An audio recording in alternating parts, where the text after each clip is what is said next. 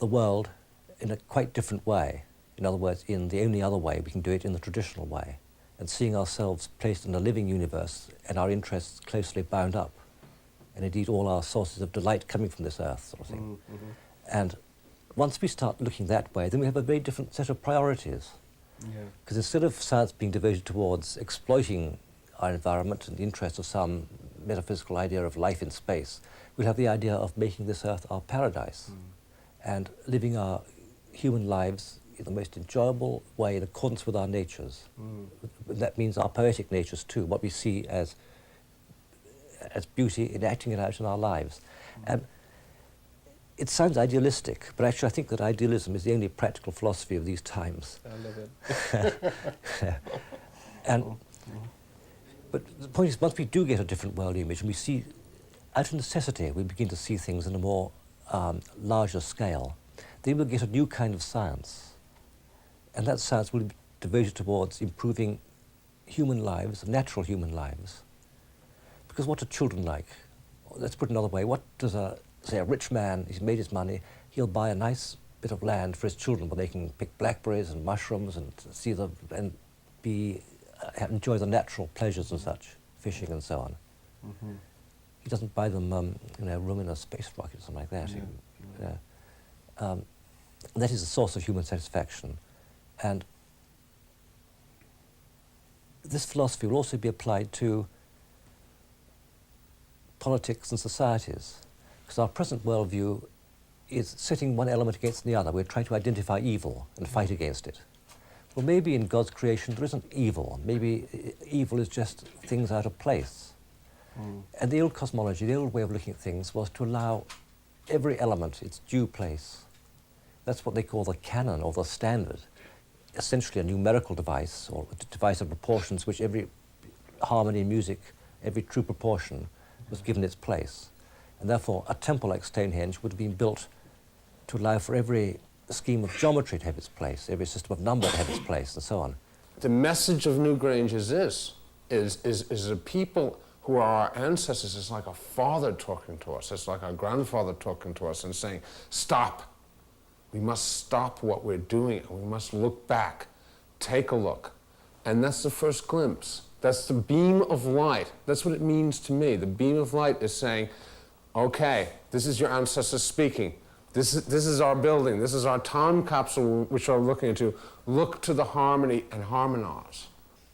And I think the big difference between the modern way of looking at things and the ancient one is today we tend to identify enemies and engage indeed in a kind of civil war the whole time inside ourselves as well as in our societies. Always looking for evil, looking for who's to blame. Whereas ancient philosophy recognized that everything in God's universe has its place. And so they had the analogy of number, because you can't say that any number is good or bad.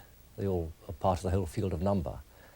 In the same way, the ancients took the whole of human nature and the whole of nature as being one field, and didn't try to say this is evil and so on, but recognized that everything has its place. And of course, in the present time, we can't afford anymore to fight for supremacy among our different societies of races and so on. We have to learn how to live together, and that is exactly what ancient philosophy gives us. It gives us the formula to take disparate elements and put them into harmonious and proportionate relationships. And there's no situation in the world today which, once that philosophy was seen, couldn't be resolved on those lines. Because none of us are going to go away, as it were. We're all going to be here. And we have to find, on the analogy of, say, geometry, in which, in sacred geometry, you fit together different schemes of number.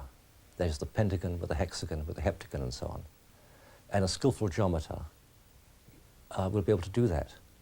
In the same way, a skillful, as it were, negotiator over our political and social differences, by identifying the different elements involved, we'll be able to find the harmonious relationship between them, where the points of balance come and so on.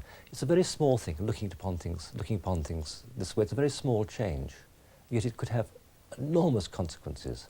That's why I say that the reform in the future will begin very simply with adopting something not apparent, just adopting a different way of looking at the world in accordance with the teachings of traditional philosophy. We have to face a physical fact, though, do we not?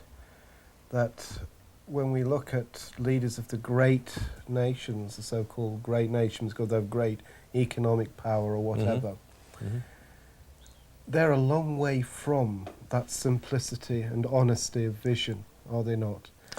Well, Paul, you see, in alchemy, before the harmonious meeting is brought about, you have the split, the separation, the division of everything into two opposites. And that gives us the opportunity of discerning clearly the nature of these two opposites, and then finding the way of bringing them together. And I think we are certainly going through the period of the split and the discernment. Discernment, Yeah. yes.